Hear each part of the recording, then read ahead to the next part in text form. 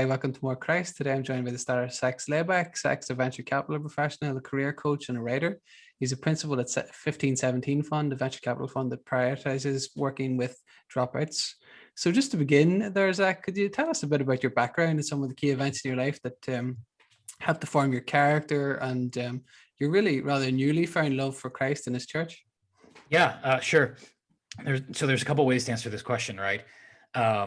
Through the personal theological lens, I grew up in an ostensibly Episcopalian household. Somebody asked me this past weekend. It's like, oh, so was that a devout Episcopalian household? And I asked them, like, is that a thing? And really, is my parents took us to an Episcopalian church growing up because my mom was Catholic and my dad was Southern Baptist, and they figured, like, okay, what's the middle ground between the two? And somehow they ended up on Episcopalianism. But I went to that, and like a lot of people, more or less regularly attending growing up, but then drift away from my faith when I went to school. And there's a lot of factors that I think go into that. The biggest is, people just, they move for school and they have to find a good church. And if they're not already plugged into a good church at school, that's just an extra layer of friction that is just going to make it so much harder to actually find something good near them. Right. Mm-hmm. School, university is already a place where people feel kind of uprooted. It doesn't help when you uproot them from things like a good faith community. So I drifted away while I was in university, and over the course of more or less, I feel like I went through like an actual conversion, because I'm not sure how seriously I even took my faith growing up. I don't like using the phrase revert, because I'm not a revert to Catholicism in particular, which is I'm Catholic now. I almost even think of myself as a convert, period, right? Mm-hmm. Over a course of probably about 5 years, 1 year very intensely, but 4 years kind of like laying the groundwork, I went back and revisited, a lot of what I believed theologically, because when I drifted away from the faith, I never would have called myself an atheist by any means, and probably wouldn't have even called myself an agnostic, but kind of like this kind of milquetoast, deistic Christianity kind of belief, right? Mm-hmm. That, Jesus Christ was certainly a historical figure. The resurrection, very difficult to explain. Christendom, generally good, right? That was kind of the place that a lot of my beliefs fell for years. And it was first through C.S. Lewis that I started more seriously re-examining some of my priors as far as my faith goes. I'd been reading a handful of Lewis's works, but through some connections at work, I was particularly interested in The Great Divorce. And then I went to go revisit the Screwtape Letters. And, I had this weird incident in about 2016 where I was driving my car and got into a pretty serious car accident. And that accident happened while I was listening to the audiobook chapter in the Screwtape Letters about death, and make sure people forget about death. Make sure they forget that they're going to die. Yeah. And that was really weird. There were I came very close had I been maybe 1 foot in the different direction to probably getting very seriously injured or killed. That kind of wigged me out for a little while, right? And I was like, okay, I'm gonna maybe revisit some of my thoughts here, right? Some of my faith beliefs. So more or less dabbling on that and some of basic church history for a few years, and then I hesitate at times to tell people about this, because I think, unfortunately, people have their minds made up about this person. But Jordan Peterson's Bible lecture series was really, really important for me to just take the Bible as a document seriously. Mm-hmm. Because for me, I growing up, I didn't know people who were like very serious, intelligent thinkers who treated scripture seriously, right? They're either people who are like directly in my church who were like employed by the church, or they were people who they treated scripture, I think, not very seriously, either discarding it or a sort of unneeded literalism in sections that literalism doesn't really apply, right? So that helped me take a lot of the scripture itself more seriously, the rituals more seriously. And I kind of came to this place at one point where I'm like, okay, if I'm actually going to make sense of Christianity, the resurrection's not super hard for me to buy, which, I think I was blessed to have grown up in a Christianized community, because I think otherwise the resurrection's really hard for people. It's a stumbling block, obviously. But C.S. Lewis's, Lord, Liar, or Lunatic made a lot of sense to me. For those who aren't familiar with that, that's this concept that if you look at the historicity of Jesus, he either was evil in the sense that he's going around claiming that he's God and doing all these things and demanding that people listen to him, or he's about as sane as a boiled egg, or he's telling the truth and he actually is God. Mm-hmm. And you start to look at the historicity of Jesus himself and the things that happen in the New Testament. And I think it's pretty easy to come to the conclusion. It's like, well, this guy's probably not completely insane and he's probably not a liar. So that leaves one option. I heard it put well recently, where somebody said, he's like, if you read like the Acts of the Apostles, if somebody were to make that up, I don't even know where you would start in making that up. Right. So either this is actually like, it's both believable that it could be made up or that it's actually true. Right. So if you come to it with that lens, it's like, we should take very seriously the possibility that it's all actually true. Right. So you get to this place in my journey where, okay, so you buy the basic tenets of Christianity and you want to go deeper into it to better understand it. Well, you have the old joke is 44,000 different denominations. Mm-hmm. And that's very overwhelming. And I think a lot of people, myself included, for years, just kind of figure like, oh, I don't really, I'll just believe it, navigate it myself. And it's like, okay, right? That's really hard to do.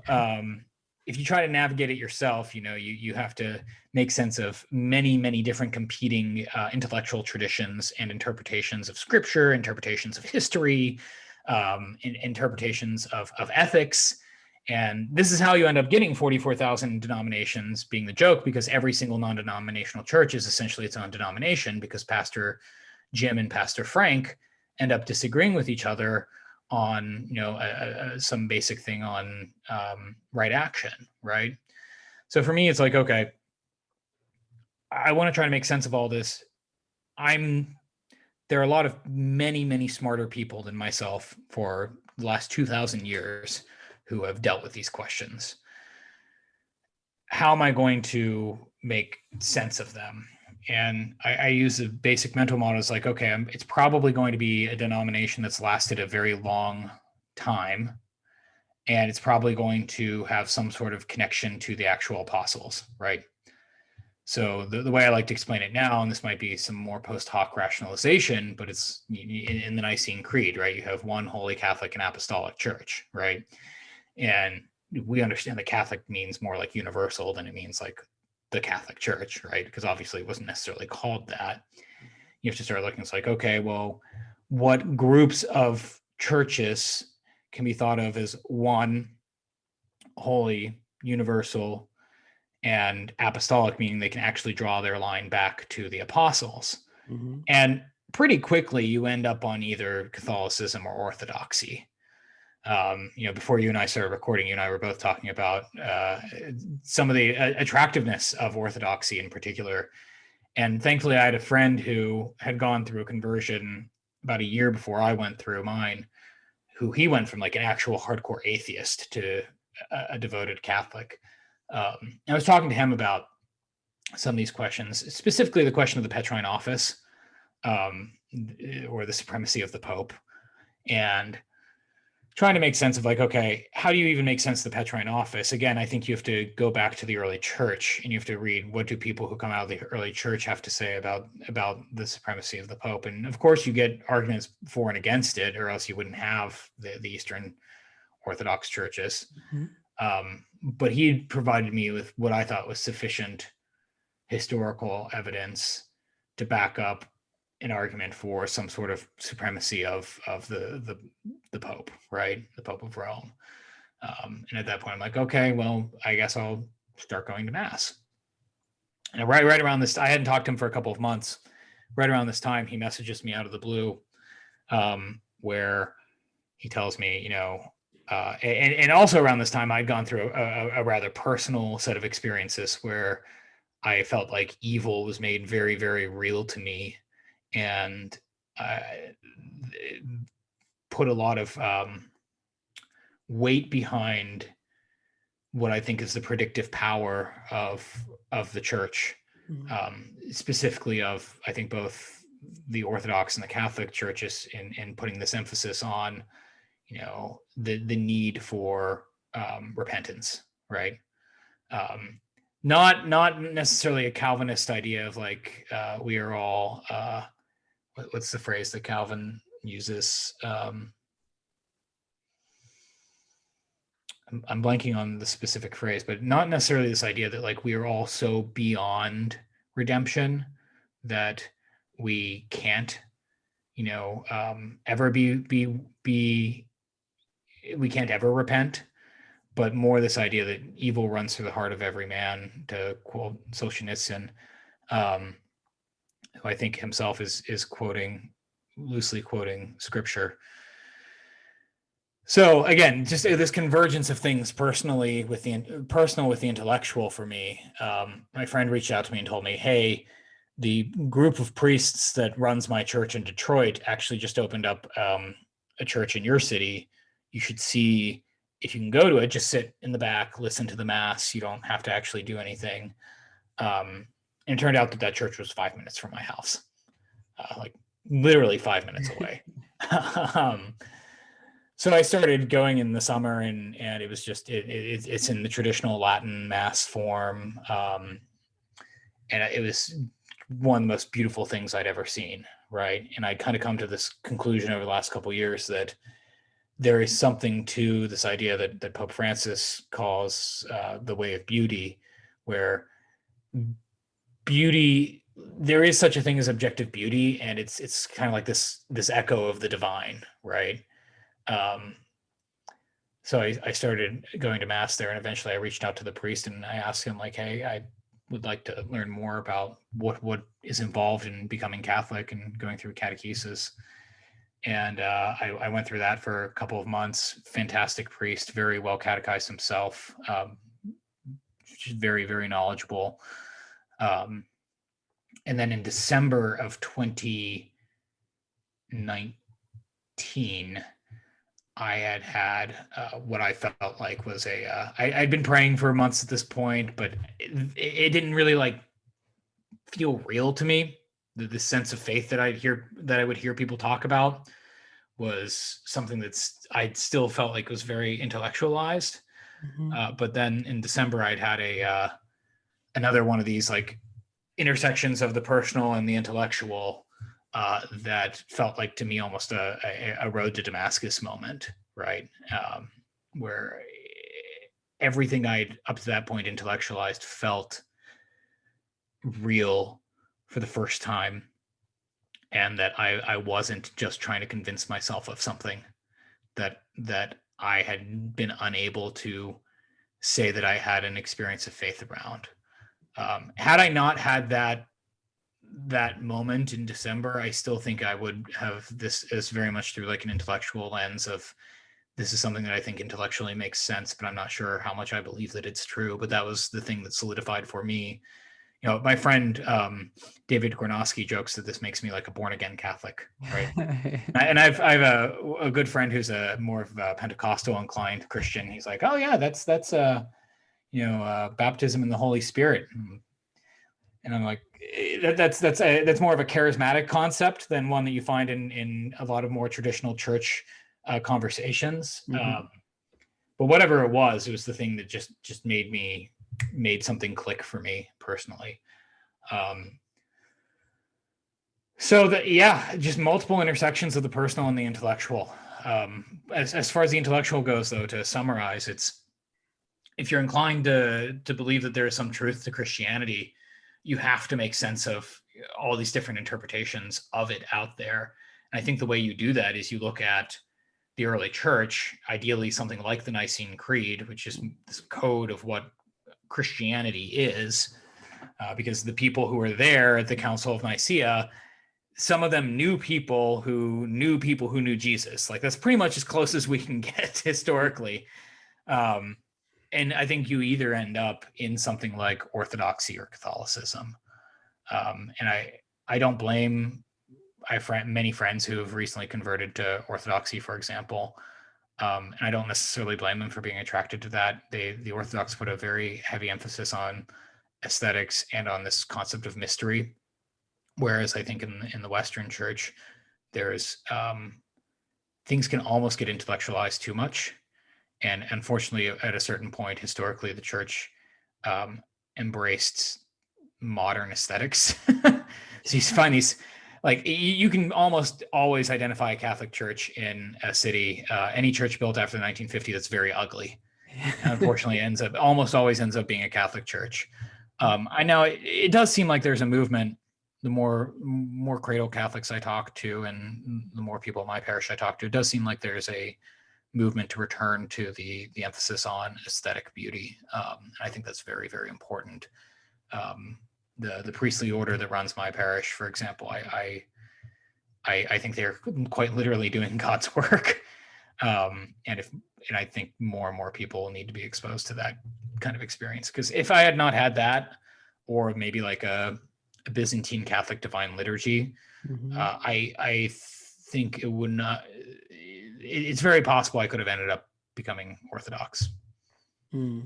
Thanks very much for sharing that there, Zach. And for anyone interested, I would definitely recommend your interview with David too, which is very interesting and inspiring. I want to ask you next then, just to take it back, what first prompted your interest in some of these central concerns of your work, venture capitalism, career coaching, things like that? And second part of that question, if we might, then how do you see this now in light of this newfound Christian faith and how it might serve individuals and societies?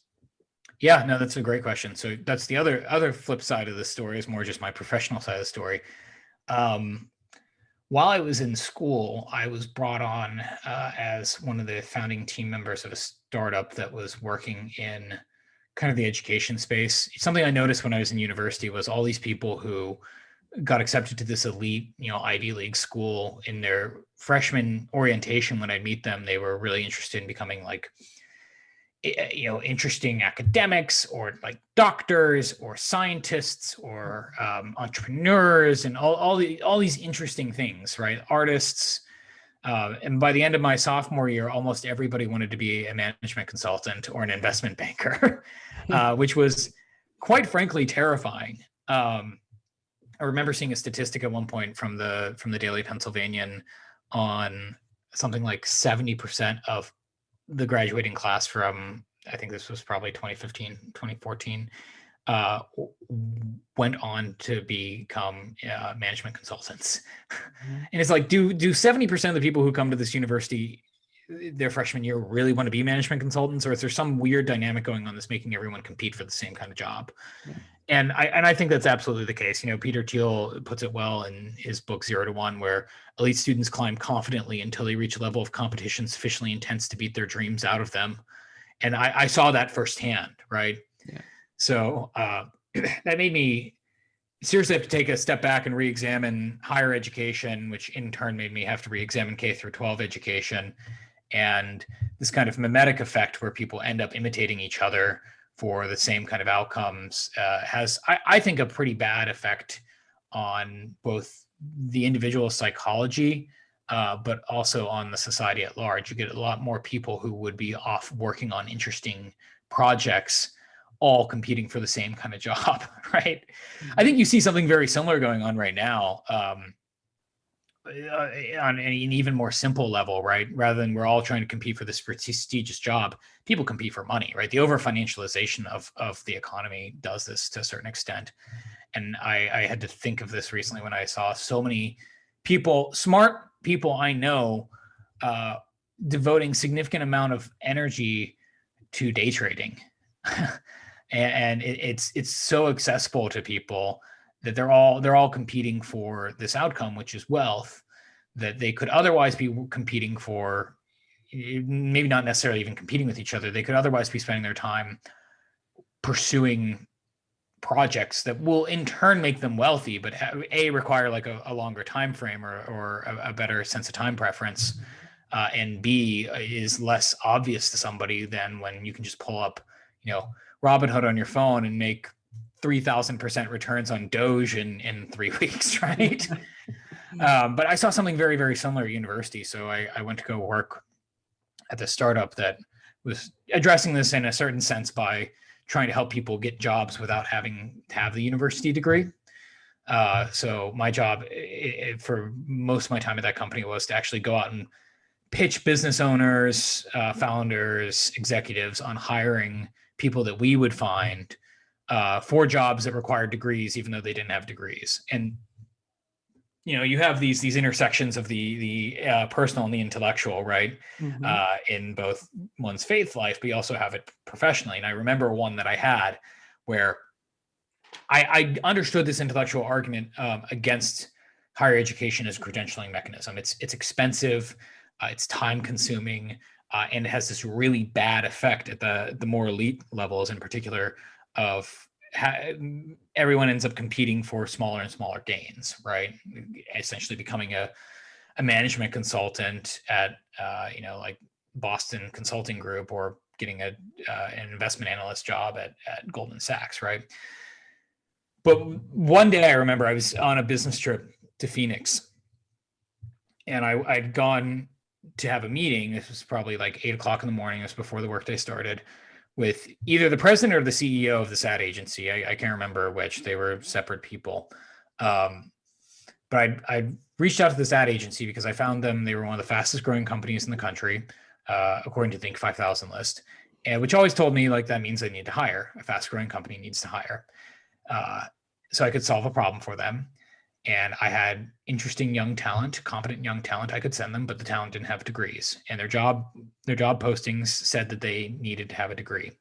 But they actually said something in particular, which was a degree or equivalent work experience, which at the time I'd not really seen that often, but I'm starting to see a lot more.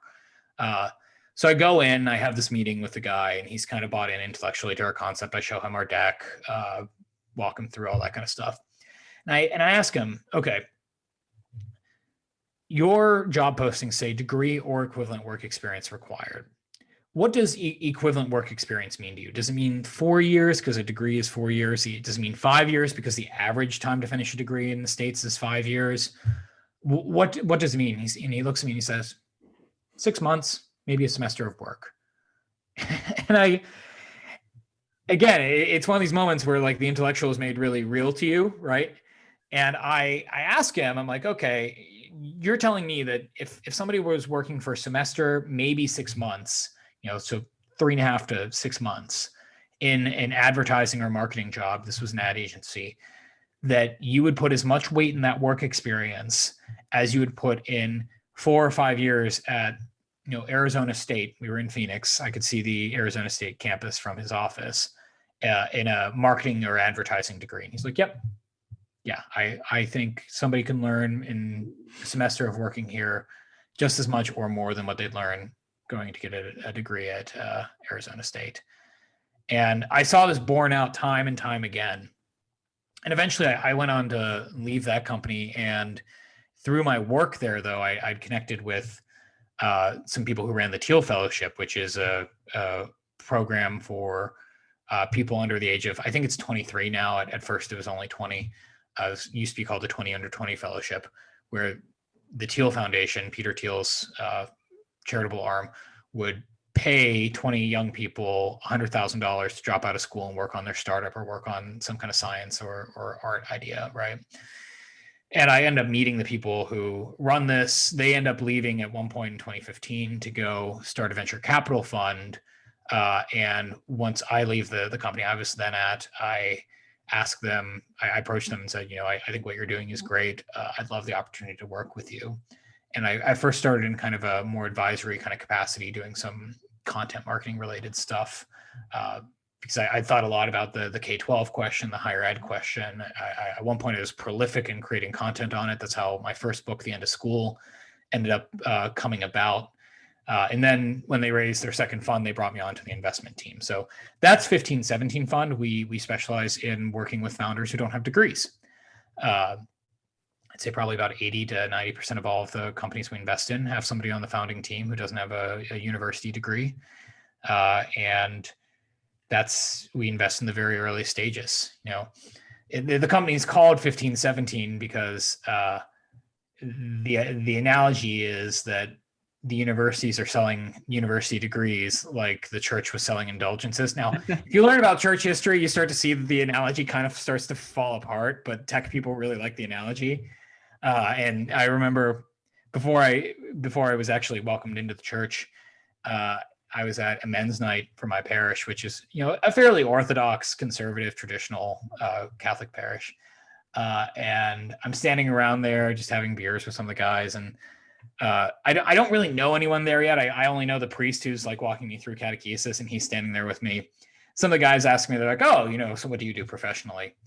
I tell them, I work in tech. And they're like, oh, what kind of tech? I'm like, well, it's kind of like tech and finance. It's venture capital fund. And they keep pushing. They're like, well, what's the name of your venture capital fund? And I tell them it's 1517 Fund, and just silence. They're all just kind of like looking at the ground, and everyone's kind of looking at their beer, taking a swig. And I'm like, it's an analogy. It's not like an Orthodox Lutheran fund or something. My colleagues are, probably pretty secular people. We don't talk too much about faith at work. And they're like, oh, okay. Yeah, tech people just like the analogy. That's all it is. So yeah, that's a short version of really my journey professionally. I've spent a lot of time thinking about higher ed. I've spent a lot of time thinking about talent in particular. I like to say that generally between my work at 1517 and some of the writing and career coaching I do on the side, that what I do is I help founders and renegades, craft their own paths. And I think we're all given certain gifts that we can use, but we need to have, a lot of people just need the push to actually use that gift, right? And not end up on that kind of like mimetic meat grinder cycle of pursuing the same. Everyone's pursuing the same thing because everyone's pursuing the same thing. So for me, it's incredibly fulfilling to be able to help people realize that, whether that's by starting a company or by, going and getting a job that they didn't think that they were able to get. And then too, if you're good at it, you end up making money in the long run. And I hope someday I'll be able to be a patron for an organization like the Institute of Christ the King, Sovereign Priest, that works on beautifying churches and promulgating beautiful liturgy and help more people experience that one-on-one. Amazing, and God willing. And you've mentioned there a few times mimesis and mimetic theory. So you mentioned before that also about C.S. Lewis, some influences, even those priests in your parish who done a wonderful job. Can I ask you about are there any other persons who've been especially inspirational or influential? And could you tell us maybe a bit about Girard and what that mimetic theory involves? Sure. We'll start with the mimetic theory, and then we'll maybe move to the more general question of people who have been influences. So mimetic theory is something that's usually said in reference to the French thinker René Girard, who passed away a few years ago. Girard is really popular in two circles in particular.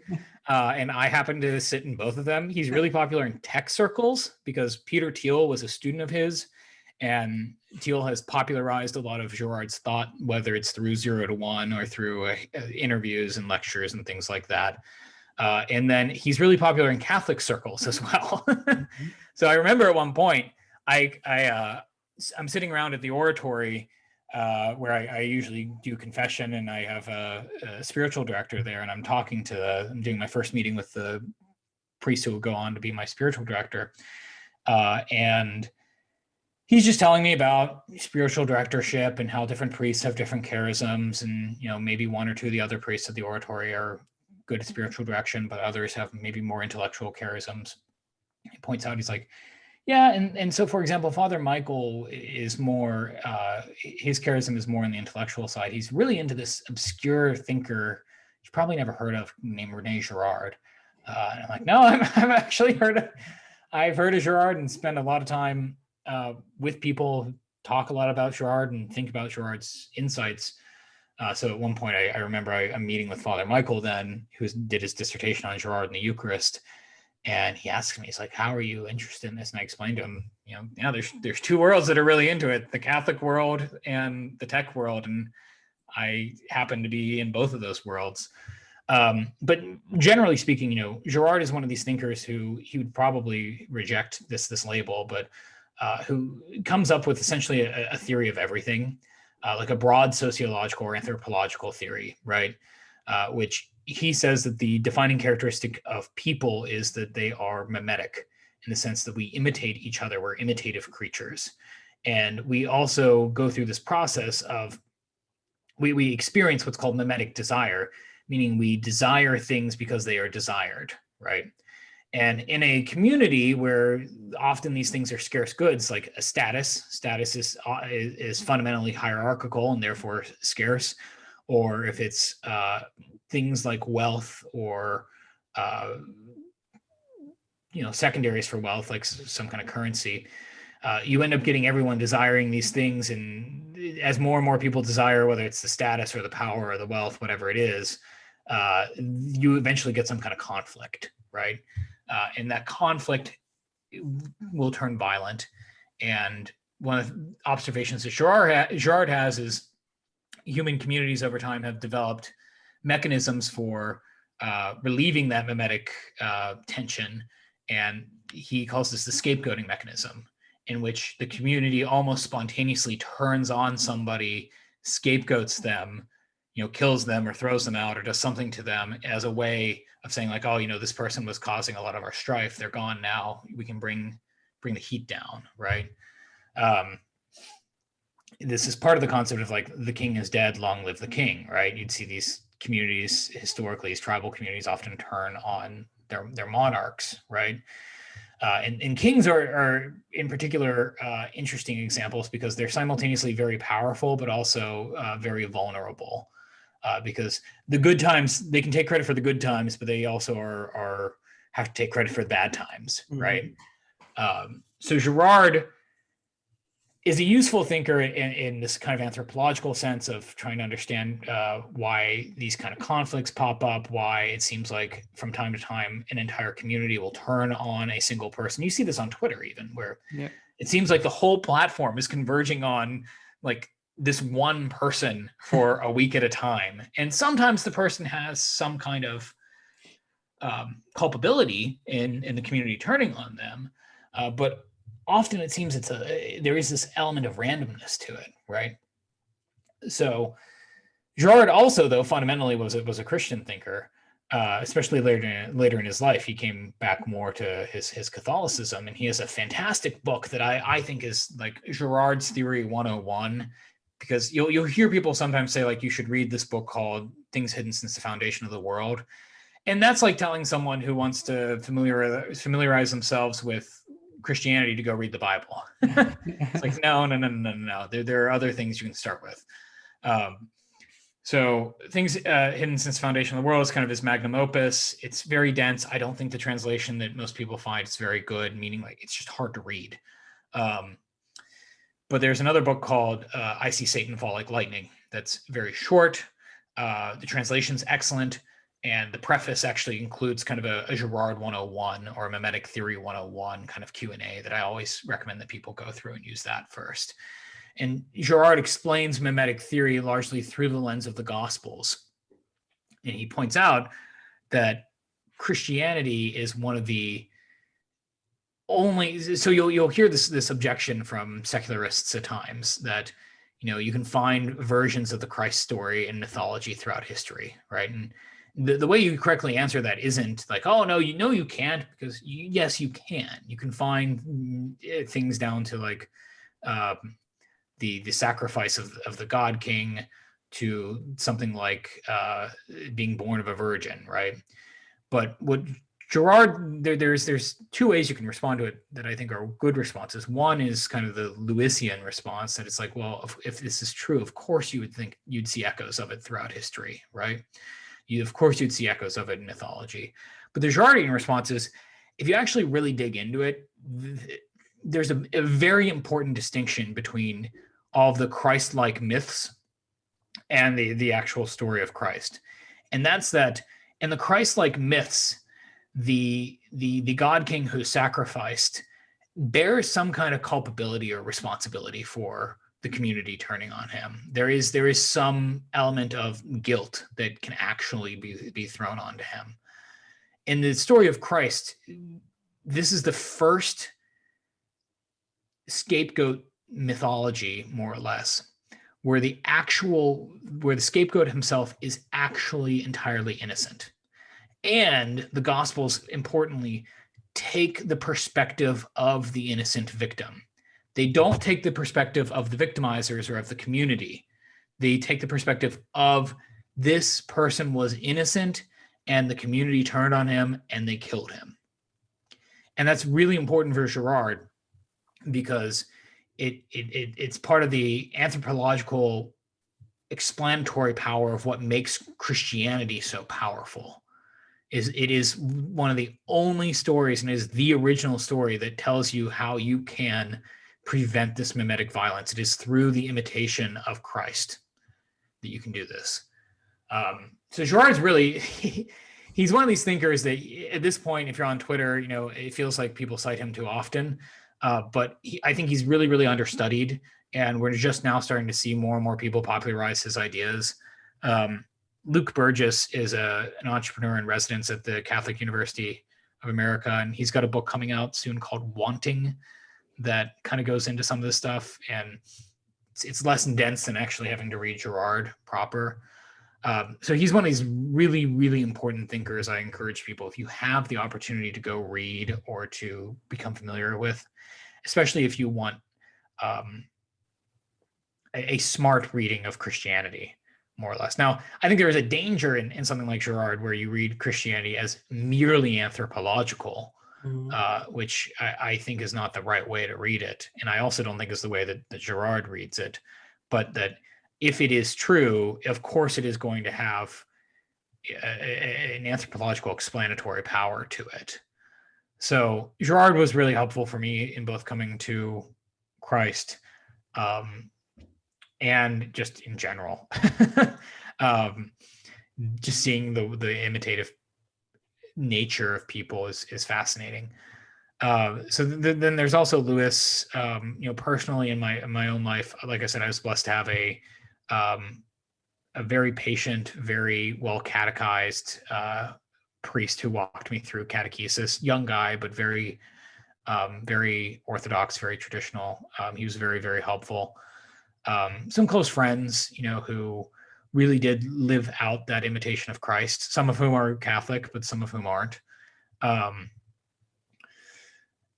then towards the end of my process, I did end up reading Augustine's Confessions. And there was an element of that resonated with me. There's a quotation I just came across last night from it. I just retweeted it, actually. That was something along the lines of, I wanted something.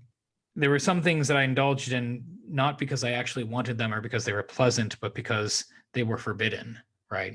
And I think there is this element that when you no longer reject the evil that our fallenness brings to us, that you end up indulging in things not because they're actually good or pleasant at all, because all that is actually good, right, is not evil, but it is because that they are forbidden from us that you end up indulging in them. I'm trying to find the quotation right now because it's quite good.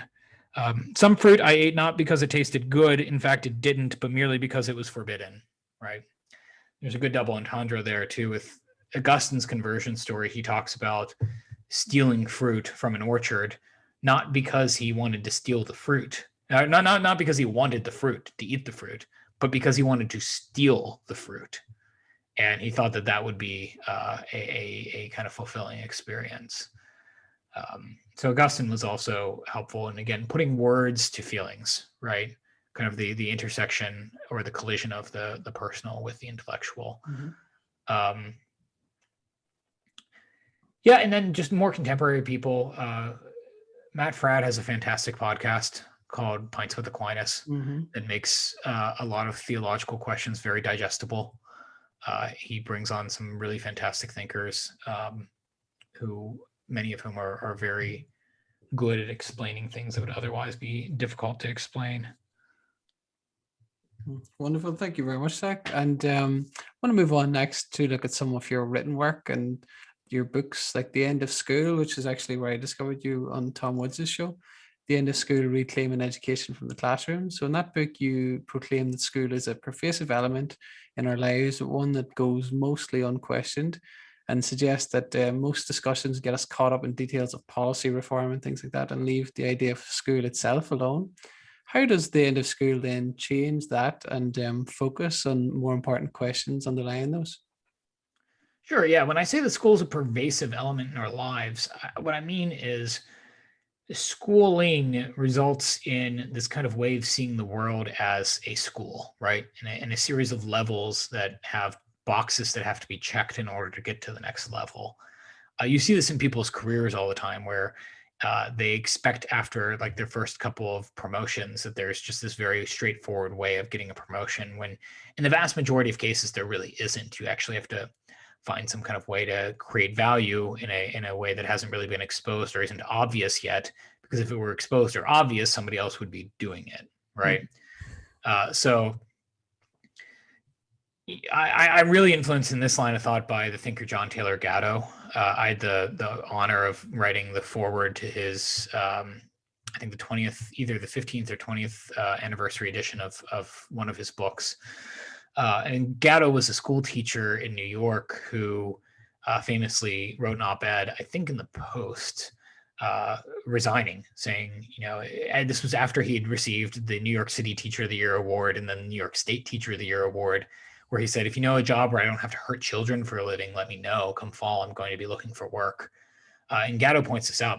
People go through the schooling process and they get to a point in their lives where they can't fall back on their credentials, or they can't fall back on this kind of schooled way of seeing the world, and they have some sort of crisis, right?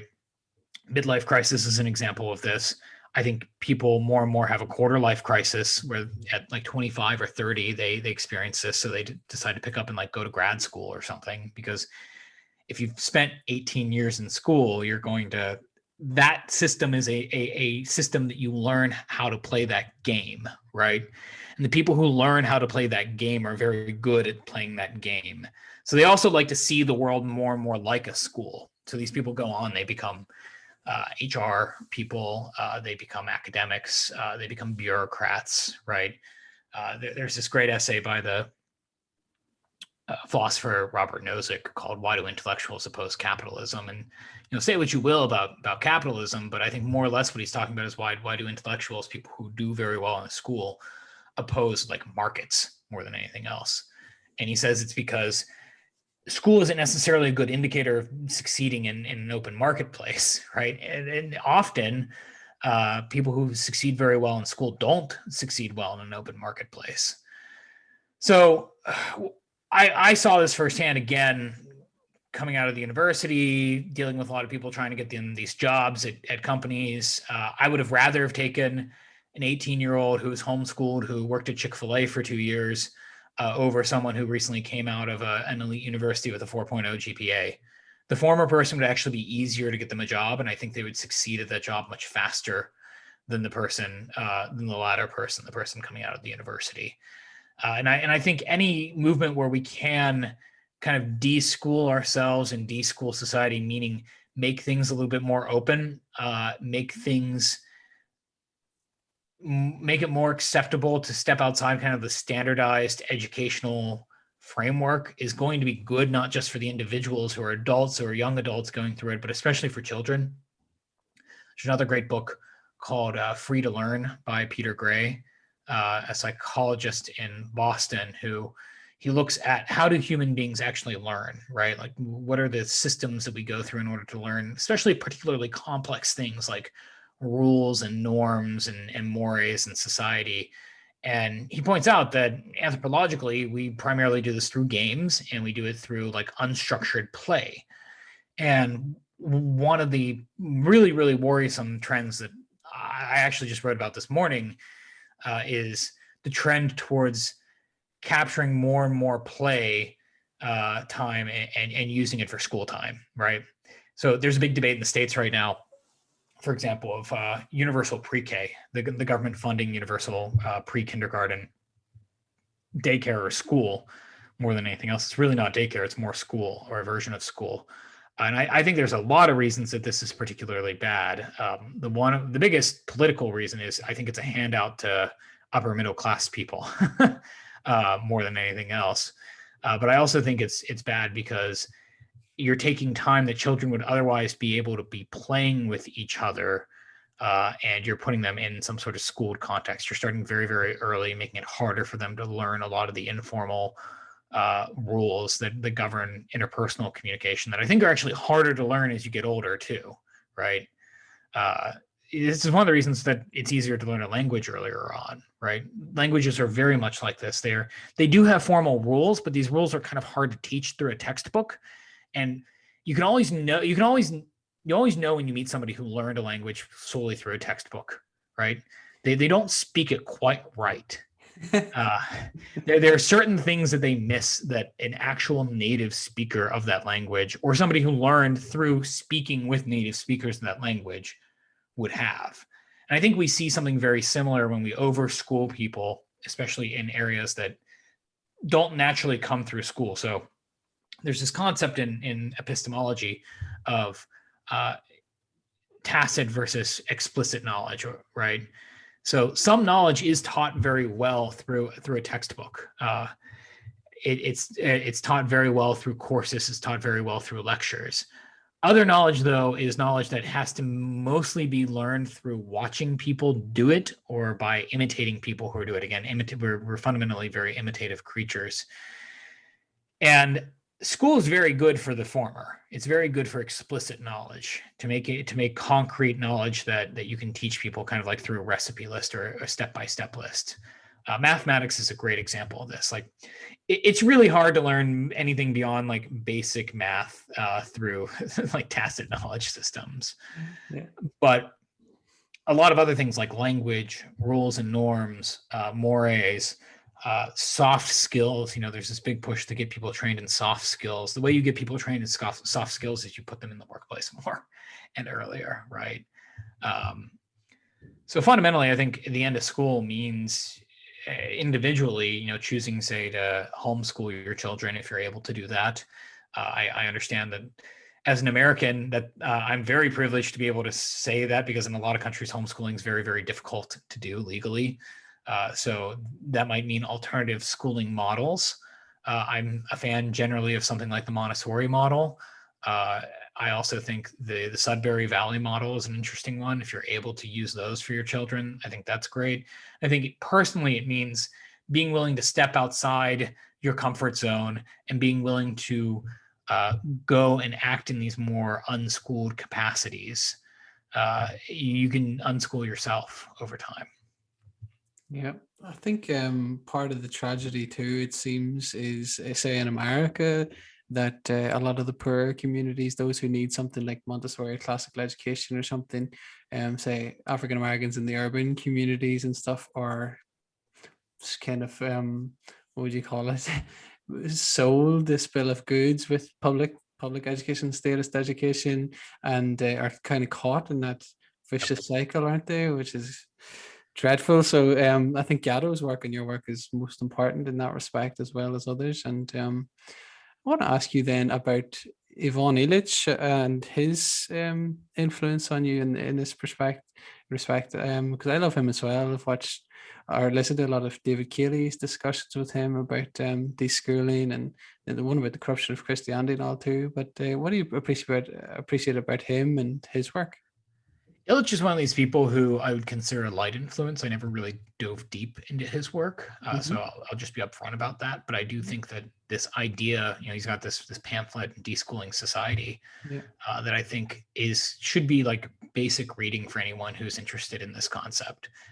It moves you towards like almost an anti-industrialism that I'm not sure I necessarily endorse, but I do think it's not a coincidence that mass compulsory schooling came up during the industrial era. So I wouldn't throw the baby out with the bathwater and move necessarily towards some sort of communalism necessarily. But I do think that Illich properly identifies that schooling and the effects of schooling are found very much in like the corporate world and the industrial world. And that's something that people really need to be aware of. I remember saying at one point, I wrote an essay about how children shouldn't learn. One of the things they learn through school is that life is mostly interacting with people your own age, and this very command control model, right? Where you have the teacher in the front of the classroom telling people what to do. And it can break their spirits. And I remember somebody saying in response to it, it's like, well, shouldn't we break their spirits? Because that's really just what the real world is kind of like. And that was so depressing. It's so depressing to hear an adult say that, right? And I think Illich is a good foil against that. It's like, well, maybe the real world doesn't have to be that way. Amen.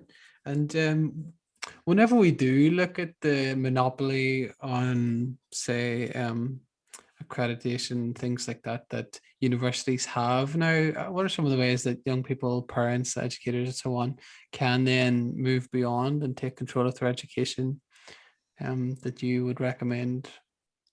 Yeah. Personally, I mean, I encourage everyone on the higher ed level, take a gap year in between high school and university or college. Take a year to go work, if you work on an idea or just go get a job. You'll have a much better idea of what you should study, if you should study anything, period. You tend to find that outside of a few highly professional tracks, like nobody really cares about your undergraduate degree. So you might find you don't even need to go pursue university at all. So my advice generally is like, look, it's kind of hard to go about getting into university after school, because school is kind of set up to feed you into university. So my advice to like a 17-year-old would be get into the best and most affordable university you can. Affordable meaning take into account need-based financial aid, and then defer your admission. Meaning you can tell the university, rather than being a student in the class of 2025, I'm going to be a student in the class of 2026. The universities will let you do this. So you just start 1 year later, then go work for that year. If you're a parent, I would advise you, try to homeschool if you can. It's much less scary than people think. Often the difficult thing is, to go back to your point on poor communities, it's hard to survive on one income. So if you can't do that, try to find a homeschool co-op, or try to build a small community of families who are interested in homeschooling. One of the best things that I have seen personally is like in my city, there is a neighborhood that is like half the neighborhood is these people from this like fairly traditional Catholic church. And they're all generally the same age, and they all have kids who are generally the same age. So it allows them to create all these social services and goods that they wouldn't otherwise be able to create, because I think of government as, if I put on my political theory cap for a second, in the abstract, government is supposed to be kind of an extension of personal, family, and community ties, right? Everything government we put government in place to do are things that we wouldn't previously do if we had like a sufficiently large extended family nearby, or friends or family or community, right? So if you have those people nearby, if you're able to build that neighborhood, I think that's a great thing, and I think it has a lot of massive benefits beyond just education. I'd love to see, and there are a lot of people working on this right now. I think the last year has made this more and more attractive to entrepreneurs, but I'd love to see people build something that would be like an Airbnb for homeschool, meaning like, can you find a trustworthy parent with an empty large house nearby who would be willing to, essentially babysit the kids for a day, and you can organize to have tutors come in. I don't even think you need the tutors. I'm fairly sympathetic to unschooling, which is a very radical model of homeschooling. But unschooling is very hard to do if you're pulling kids out of public school or out of a traditional school model. So I'd love to see more and more entrepreneurs build something that would be like, Airbnb for homeschools, or just more alternative school models, period. There's an entrepreneur named Michael Strong, who I think splits his time between Austin and San Francisco now, who has helped found a number of alternative schools, right? You can have a whole spectrum of schooling, from, unschooling to very high command control. I'm fairly convinced something closer to this end of the spectrum is probably better for people, especially early on. But you can have any spectrum of schools, and I think we should probably have 1,000 flowers bloom when it comes to schooling.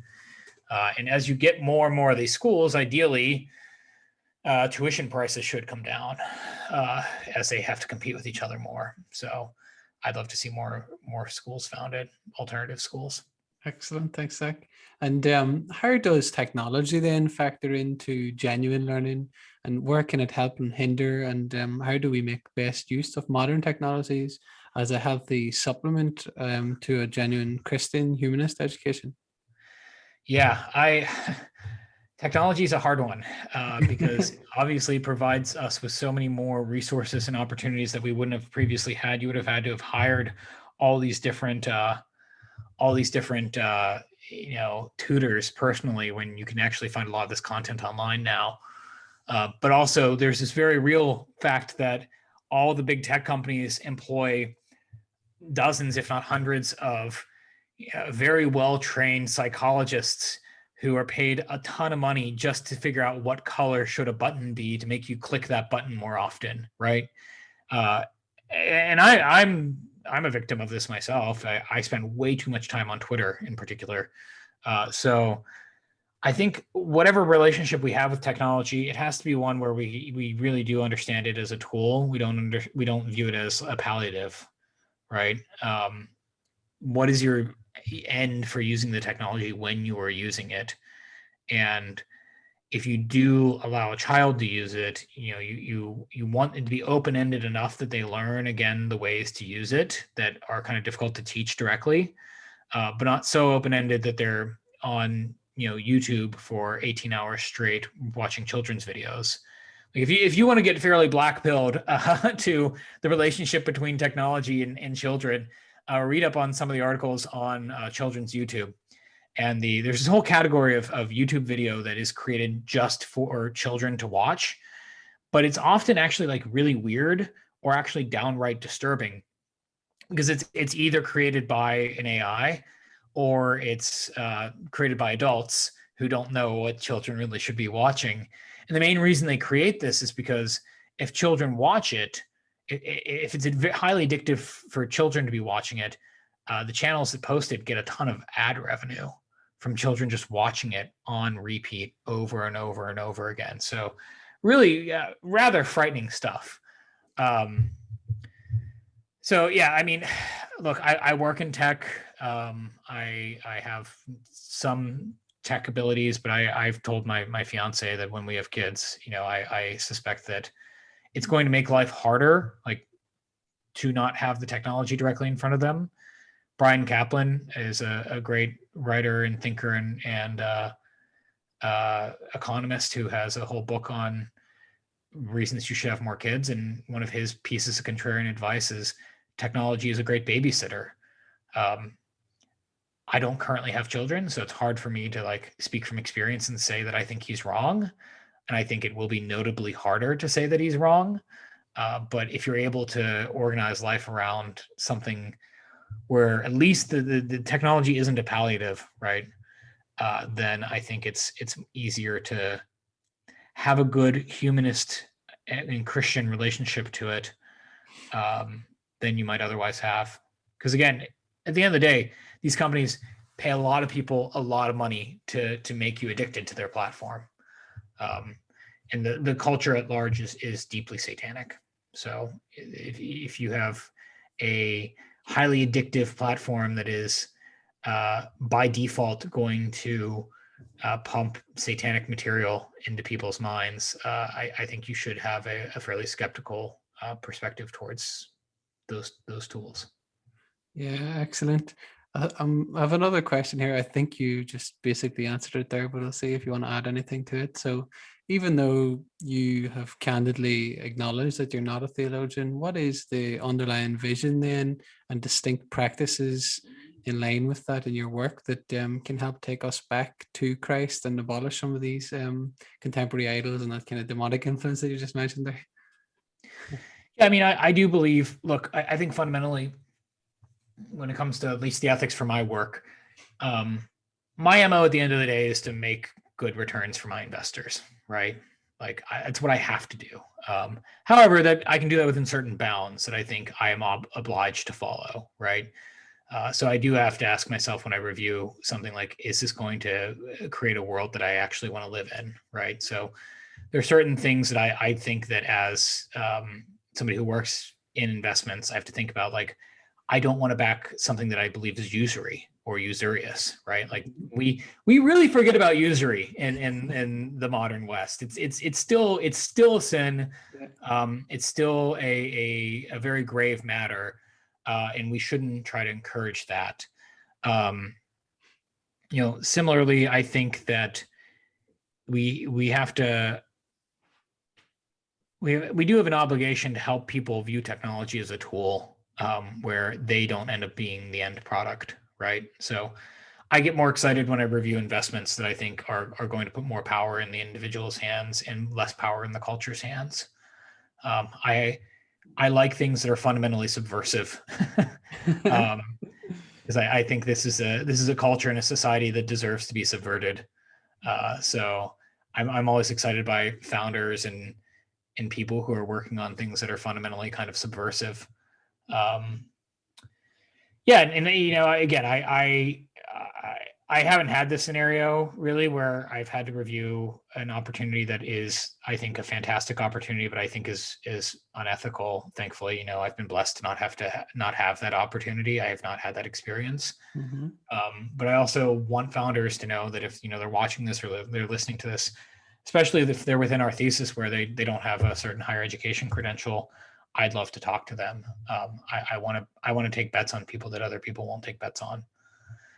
But yes, sometimes I get this question. I realize this isn't the question that you're asking me, but sometimes I get this question of like, what's it like to be openly religious and work in tech, which has this reputation of not being open to that. And I haven't at least openly run into any major issues from that, thankfully. If anything, it's resulted in fascinating conversations like this one, and more with people who it pulls them into my orbit. Yep, thanks for that, Zach. I want to move on then to your more recent book, if we might. How to Get Ahead, a proven 6-step system to unleash your personal brand and build a world-class networks of opportunities come to you, and quite a mouthful. So since I think contrast is often the mother of clarity, I want to begin by asking you, why do most current career books really suck, for lack of a better word? Yeah, well, because I think, first of all, they could be blog posts, and they're written by people who haven't had to find a job recently or help somebody find a job. Like there's this old book that gets republished like every year called "What Color Is Your Parachute?" That is like HR people and guidance counselors love it. And there might be some good content in the book. I haven't actually touched it in a long time. But I think fundamentally, if you're going to read a good career book, it has to be written by somebody who either like has found a job recently or has helped somebody find a job recently. Like you read these books that they're about how to write your resume. They're not about that. You don't buy them because they're about how to write your resume, but then you get into them and it's about like how to write your resume. It's like no one gets hired because of their resume. The resume, if anything, is just a sorting mechanism. And ideally, you want to teach people how to get hired without having to use their resume. Wonderful. And what is distinct about how to get ahead then, and how might it help persons to really reach the next stage of their respective careers? Yeah, I think fundamentally everybody has, for better or worse, what I call a personal brand. And I don't really like that phrase, but I also don't like jargon, so I have to use that phrase. And by personal brand, I really mean like you have a reputation. People refer people to you based on your reputation. And everyone can use this or can not use it. And if you don't use it, other people are defining it for you. So if you take this concept that you have this distilled reputation, this personal brand, and you decide, I'm going to craft that and I'm going to control that, it allows you to more easily get introductions, to more easily get people coming to you, so inbound and outbound for your network, and then skip the line for opportunities that other people may be pursuing through more traditional means. So if you're really well known, for example, as a content marketer, you may be able to get an introduction to a head of marketing somewhere to get hired for their content marketing manager job that other people would have to submit their resume to get, right? Just use that as an example. Everyone can use this in a certain way or another. Academics can use it. There's an academic professor named Jason Brennan who I think does this very, very well. He's prolific and he's written a number of books on different subjects that really define him as one of the experts on that subject matter. There might actually be other people who are better at that subject than he is, but they're not producing as much and they're not putting as much out in the ether. So they're probably not getting as many opportunities as he gets. That's the fundamental thesis of the book: is use the personal brand, whether you're an entrepreneur or you're on a traditional career track, and use it to your benefit, because it is very much one of these like use it or lose it kind of things. And then people who want to make that shift to their vocation, how do they go begin to look for more meaningful work and build a clear path in order to get there? Yeah, so there's a chapter in the book early on. I debated whether or not I was going to include this chapter, but I ended up including it because I think it's helpful for the reason that's behind the question that you're just asking me. Is it's one thing to say like use your personal brand to get somewhere, but if you don't know where you want to go or what you want to do, it's really kind of useless advice. So one of the chapters in the book is on this concept I call ambition mapping, where it's a exercise you can do to help you focus in on a goal for yourself professionally. And it starts by taking this kind of Thomist idea of via negativa and applying it to your goals or your career. What are the things you don't want, right? And I use some sentence stems that I recommend, and I pulled this from a thinker named Nathaniel Brandon to help facilitate that conversation, right? So what are some of the things you don't want from your job, from your career, from your life? And you can really narrow the set of opportunities by focusing on what you don't want first. Because especially if somebody's particularly competent or ambitious, if you ask them, what do you want? The world is their oyster, right? It's kind of overwhelming to answer that question. But if you ask them first, what do you not want? You can really limit the set of options available to them. And then you can kind of focus on some outcomes they may want. And then you can craft a goal from that. And then once you have that goal crafted, I recommend no more than like maybe a 3-year window, because once you're further away than 3 years, things kind of start to get abstract and difficult to understand. It's so far away. You can then work backwards from the achievement of that goal to give you a map essentially of how to get to that goal.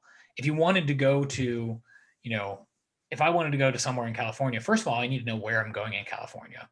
And if I were to actually draw the path to get there, I don't draw from where I'm sitting right now to California. I draw from that path backwards to where I am now. That's how mapping really fundamentally works. The same thing can be said for one's professional goals. Yeah, thanks for that, Zach. And then tying it back to education, what is the role of things like logic, grammar, rhetoric that you learn in classical education and excel in as a mature adult, and the importance of what they call lifelong learning as it pertains to this vocational success that we're talking about? If you can't think clearly, you can't identify clear goals, right? I mean, that's the simplest way of answering that question. Tie back into the broader theological conversation. I think of him kind of as a theological mentor of sorts who has pointed out, if you actually want to do catechesis well, you don't like teach 8-year-olds about the resurrection in 20 minutes on a Sunday. Yeah. You start them with logic, and it's going to take a long time, but you'll eventually get them to a place where they'll understand things like the hypostatic union and why that is actually a thing, right? But you can't do that unless you're thinking clearly to start with, and you understand why there are certain principles that can't be contradicted. Yeah, excellent. I think that maybe that's part of the appeal of people like Jordan Peterson who are going from the ground up, but they're going from the ground up as an adult, and then he's doing it mainly through psychology, I suppose. But is that something you find that that a lot of these people that are badly catechized are drawn to thinkers like that? I think that's one part of it, but there's obviously probably too the fact that he's not explicitly linked with the church, which probably appeals to people who have a contempt for the church or bad experiences that they're drawn upon and things like that. Yeah, I think that's certainly part of it, because I mean, we'll just take an example of someone he talks to somewhat regularly with Bishop Barron. Bishop Barron's a very clear thinker, but if you're kind of hostile to the idea of the church, period, you're not going to listen to a Catholic bishop teaching about these concepts first, right? Yeah. So I think that's part of it. I think for a lot of people, for Peterson, it's just like having a non-equivocating male figure in their lives. A lot of people don't have that. Someone who isn't trying to be your friend necessarily. And I think, I even think about the priests in my parish. They're very good at that. They're able to be, they're approachable, but one of my friends put it well. They're approachable, but they maintain that kind of priestly gravitas to them, right? Like I think somebody needs to have some kind of gravitas that establishes them as an authority on something. But yeah, fundamentally, you have to think from first principles on these things. Mm-hmm. And alongside that, then, what are some of the contours of influence that really play a major part in human societies, and to which most people probably give too little attention? And I guess that ties in with the logic question in a sense, because whenever we're not trained logically, we can't, or with rhetoric, we can't see through the BS that is being offered, say, from a politician, to give one example. Yeah, no, I mean, I think it is always helpful to have some kind of training in at least mental models and logical fallacies. Just because something's a fallacy doesn't mean that it's, bad. Sometimes people say like, oh, that's a slippery slope fallacy. And it's like, well, slippery slopes do exist. But yeah, I mean, I think one of the things that training in rhetoric or logic allows us to do is it allows us to be more nimble, argumentatively or imaginatively, right? So I wrote about a fallacy that I learned about some years ago that I think has been really helpful for me, and that's the Nirvana Fallacy. And being aware of the Nirvana Fallacy makes it a lot easier to actually have arguments with people about the future. The Nirvana Fallacy is this mistake that people make when they compare a proposal against a non-existent reality, right? So you'll hear this in higher ed often, where I might make an argument that there's no reason why somebody should go $250,000 in debt for a philosophy degree. And somebody might say something like, wow, people need to be well-educated, well-rounded citizens. And it's like, well, but they're not. Like, that's not what's actually happening. You've created this nirvana world where people go spend $250,000 and then they're really well-educated, well-rounded citizens. And that has all these wonderful, effects from that. So being aware of things like that. Just today I wrote about Chesterton's fence. I think that's a useful concept for people to have in mind, kind of as a foil in the other direction. Just because something's bad or annoying or seemingly stupid doesn't mean it doesn't have a reason for being there, and you shouldn't necessarily go ahead and tear it down. But yeah, fundamentally, I think they just allow us to be more nimble in our thinking, and they allow us to be more resistant to manipulation. And contra the kind of Rousseauian myth that man is born free but everywhere in chains, then what's the importance of having your own group of mentors, teachers, advisors, professionally or personally, or both? Yeah, this is a concept I call the cabinet of models, right? In the same sense that the US president has a cabinet of advisors, you can have a cabinet of role models of certain sorts. And this really just provides so much freedom to people. For people to know that if you needed to learn something new, there's a person you can reach out to. You can either pay them, or you can take them out to lunch, or you can shadow them and work with them. That fundamentally, I think, opens up a lot of options for people in their careers and just their lives in general. Like, when I have kids, I have friends who have been through this process. I'm going to learn from them, right? Yeah. And how do we then identify prudently who to reach out to in our search for these mentors, teachers, and so on? Yeah, so there are three classes that I talk about in my book. There's a mentor, there's an advisor, and then there's a coach or a consultant. Mentors are people who you work for or work with, and you identify them as they are doing something that you want to do in the future, and they have done that at least for probably a few years before you start working with them. This is how you learn tacit knowledge, a lot of the stuff that can't be taught in the classroom really well that we were talking about earlier. To identify them, you identify somebody that you can actually help, that you have some kind of skill that you can take something off their plate. These people always have way too much to do. You approach them and you offer to do that thing. You don't just tell them, like, let me work for you. You give them a very explicit thing that you can help them with. Advisors are more people who they can give you some explicit knowledge. You maybe only meet with them once. Maybe you only meet with them twice. Maybe you meet with them once a week, whatever it is. These are people who you can't work with them for some reason, and they can give you the explicit knowledge, and they're good at conveying that explicit knowledge. These people, my advice is, most of them are fairly accessible. Like, yeah, if you want, Elon Musk to be your advisor, like, that's going to be hard. You're going to have like a fairly compelling value proposition to him. But most of these people locally, you can just reach out to them, take them out to lunch, something like that. And coaches or consultants, again, are people who can teach you explicit knowledge and are very trained at teaching that explicit knowledge. These people you have to hire. I always recommend that people, like, if you're trying to get somebody to teach you something that people do pay people to teach them, don't use someone for free. If you use someone for free, A, their time might not be that valuable, which means that they might not be as good at teaching that thing as you want them to be. And B, you're not going to take that time as seriously. So you can find these people on referral. You can find them, they're on some marketplaces online. Referral is usually the best way of finding them. And what painful mistakes have you managed to avoid by following and listening to other persons in this respect? I mean, I didn't go get an MBA. I think that'd be a pretty painful mistake. Yeah, no, I mean, that's a great example. People often go pursue credentials that they don't actually need because they haven't actually talked to people in the place that you want to be, who would tell you, like, yes, you need this credential, or no, you don't need this credential. Yeah, that's brilliant. Thanks, Zach. And how can we avoid then becoming overwhelmed and burned out through, say, a personalized project management system? And can you give us an example of that? Yeah, I mean, look, if something doesn't get scheduled, it doesn't get done, right? And I have my own system I propose in the book. But I think fundamentally you have to try different productivity systems and see what works well for you.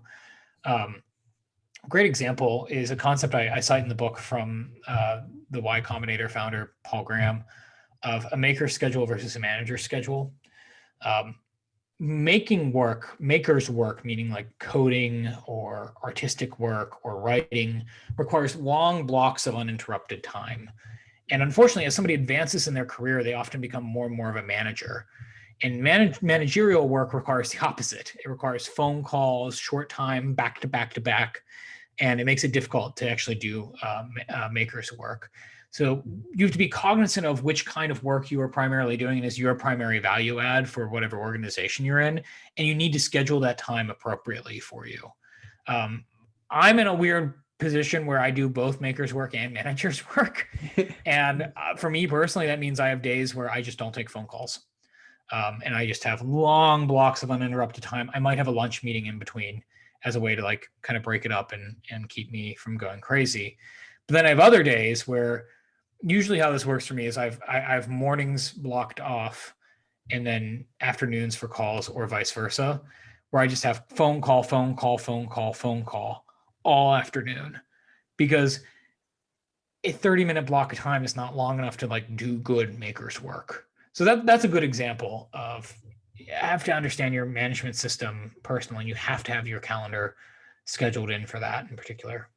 Yeah, excellent. And even simple things like I've seen you mention about turning off the notifications on your phone. That inspired me to do it, and I've managed to increase my ability to focus my attention even through that. So I'm grateful for that. Thank you.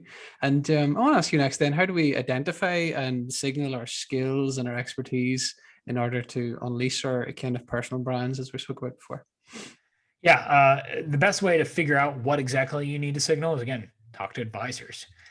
What do they see somebody putting out there into the world that impresses them, right?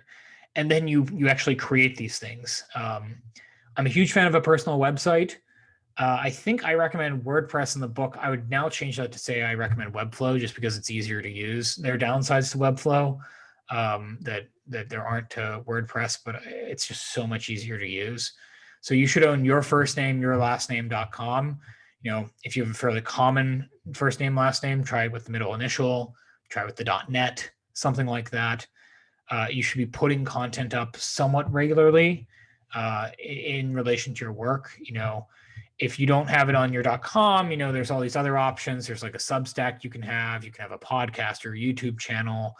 You want to put that content out there though. It's this kind of proof of work that you're able to actually do the things that you claim you can do. You can also collect testimonials. I recommend that people do this, especially if they're some sort of entrepreneur or freelancer. Collect testimonials, save those in a document, put them up on a website. Those are really helpful as well. But create that evidence of your work through content more than anything else. And again, just like the find a productivity system that works for you, find a content medium that works for you. So like for you, YouTube videos and podcasts work well. So I wouldn't tell you like you need to go write essays.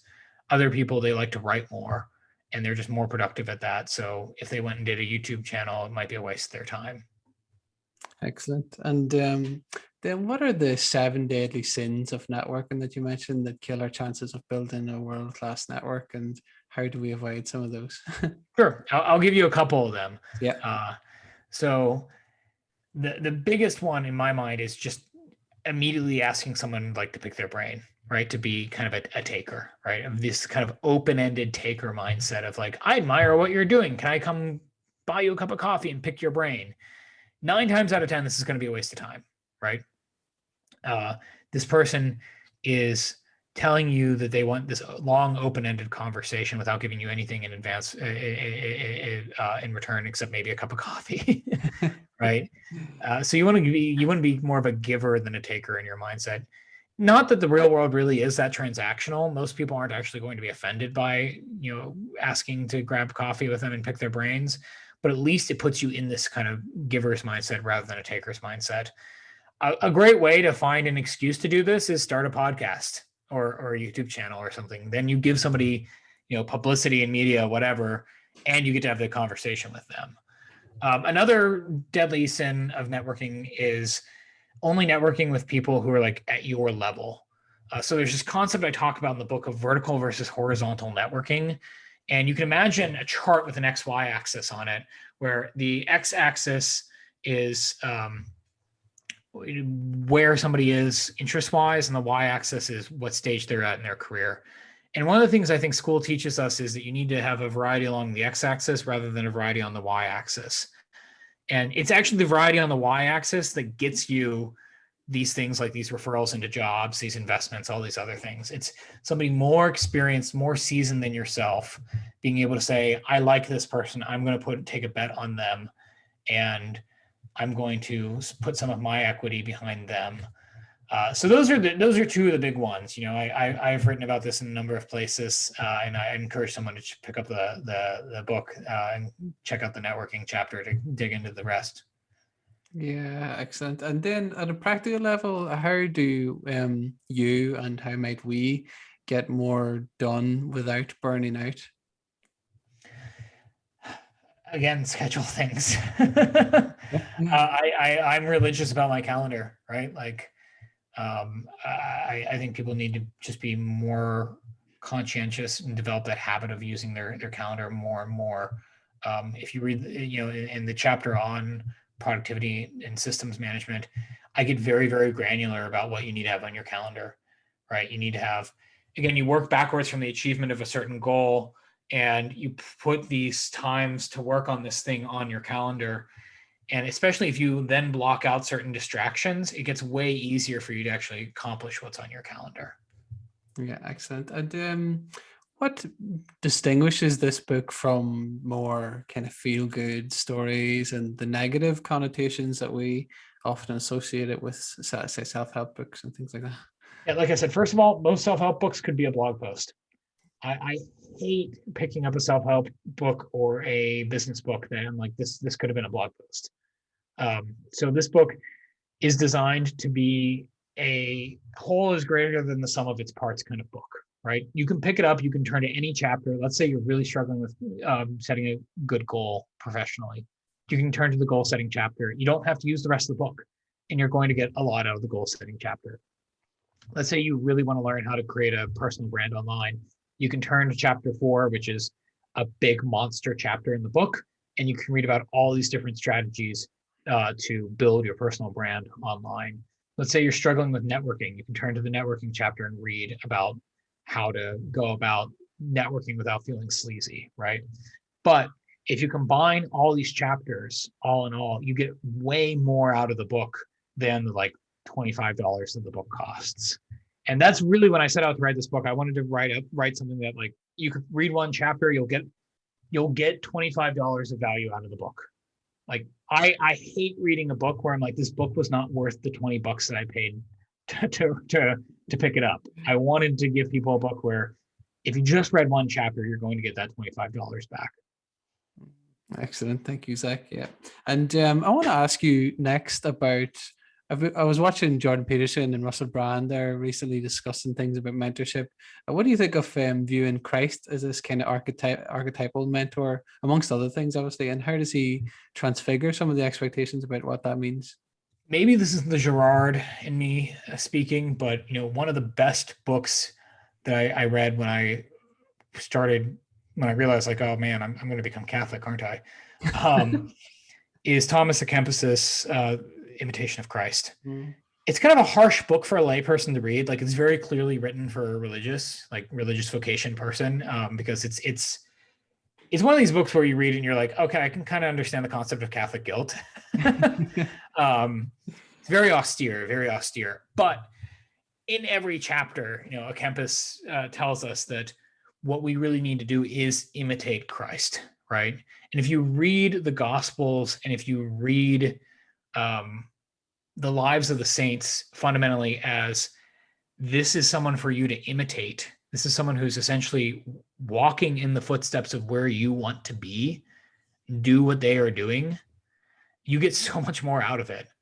And obviously Christ is a really hard person to do that for, right? We're all going to fall short of it in some way. That's why I think it's always good. One of the things that attracted me to both Catholicism and Orthodoxy is the saints, right? Butler's Lives of the Saints is a great book that I encourage someone to pick up if you're interested in this concept of like Christ as the ultimate model, right? Of someone to imitate. At the end of the day, what we want when we get towards the end of our lives is that we don't feel the need to go to confession, right? We don't, and that's because we were imitating Christ so well, right? To throw a bone to the Protestants. I think the what would Jesus do, like bands that people used to wear, or like the bumper stickers you see, like it's kind of cheesy. And at one point, I think it was kind of off-putting to me before I went through my conversion. But I think that ultimately is the question at the end of the day. When you start feeling really, really angry, it's like, or you start feeling really frustrated, or or any of these kinds of things, right? You sit back, you offer up the experience in reparation for your sins and for the sins of others.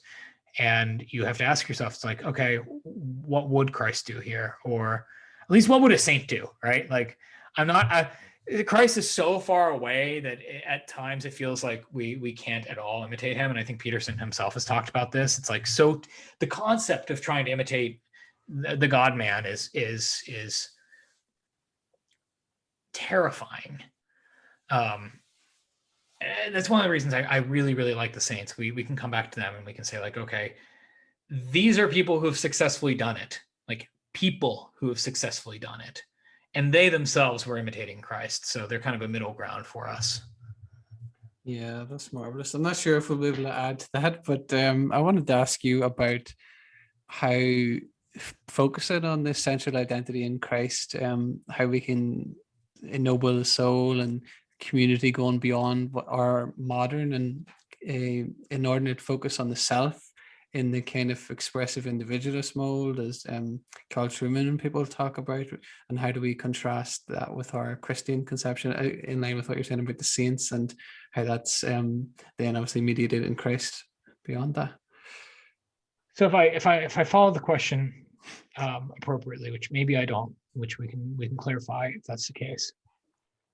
I was talking to my spiritual director last year, and he pointed out that one of the most horrifying things about our society today is the lack of piety. And piety is what Aquinas would call a natural virtue. It's not even a theological virtue, right? It's something that even the pagans have written on their hearts. Mm-hmm. So we've kind of come to like a post-pagan society in a certain sense. Like the old Chesterton quote, I think, is that the difference between yesterday's pagans and today's pagans is yesterday's pagans converted to Christianity. And if you understand what piety is, it's love of family, love of neighbor, love of country, all these things that it seems that the hyper-individualism of today strips out, right? There isn't even the love of family.